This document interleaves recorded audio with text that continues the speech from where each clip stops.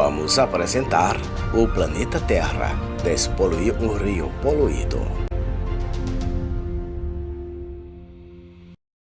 O planeta Terra é coberto por cerca de 70% de água, sendo que apenas 2,5% é potável. Dessa quantidade potável de água, 69% está retida nas geleiras em estado sólido, sobrando uma pequena quantidade para o uso humano e animal. A principal medida para despolir um rio é parar de lançar nos esgotos lixos domésticos e industriais nele, ou seja, parar de poluir, implementar o saneamento básico e redes de tratamento, coletar e separar os poluentes. Com isto, o próprio rio já despolui sozinho, mas esse processo é lento demais, podendo levar milhares de anos até que se concretize. Fase do processo. Processos de despoluição. Para que as águas de um rio sejam despoluídas, 4 processos devem ser tomados: a coleta, o afastamento, o tratamento dos esgotos, que é a principal causa de poluição dos rios no mundo, e por último, a fiscalização. Fazendo um tratamento correto dos esgotos, levando como base esses 4 processos, os problemas de poluição dos rios irão reduzir consideravelmente. Apesar de muito simples, existe uma dificuldade imensa da maioria dos países em aplicar esse processo. Fase do processo 1.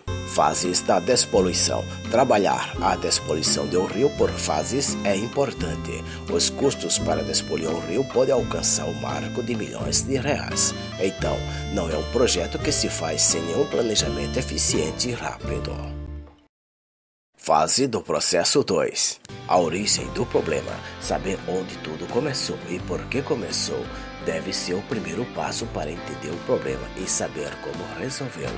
Nunca iremos encontrar solução para o problema de despoluição se não soubermos exatamente o que a causou.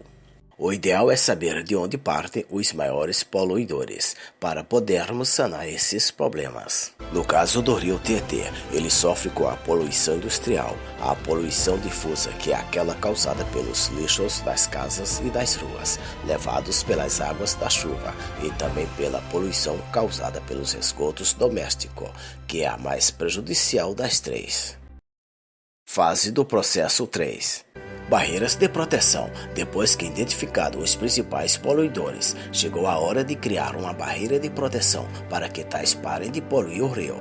Nenhum plano de ação pode simplesmente tirar do caminho um desses poluidores sem redirecioná-los corretamente, porque você vai apenas transferir o problema para outro lugar, e isso pode gerar um outro caso de poluição igual ou pior do que a do rio. Fase do processo 4. Fiscalização funcional. Depois de ter as barreiras instaladas para evitar que o lixo continue chegando ao rio, é a hora de instalar uma fiscalização funcional para que se certifique que a poluição não passará a acontecer de outra forma. Implantação de grupos vigilantes ou câmaras é o mais indicado.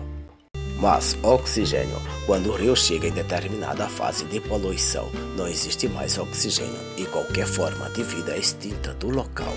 Com uma estação de flotação instalada no rio, a despoluição acontecerá de forma muito mais eficiente e rápida.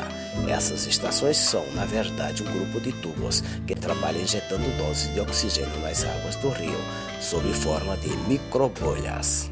O oxigênio exerce um papel importante porque ele faz com que toda a sujeira existente flutue e dessa forma a sua retirada é muito mais fácil e aparente. Com a execução de cada uma dessas tarefas e a manutenção delas de forma correta e eficiente, o rio deverá ser despoluído em cerca de 10 anos. Claro, depende do nível de poluição. A educação sobre a poluição para a sociedade em geral também deve existir através de programas de conscientização.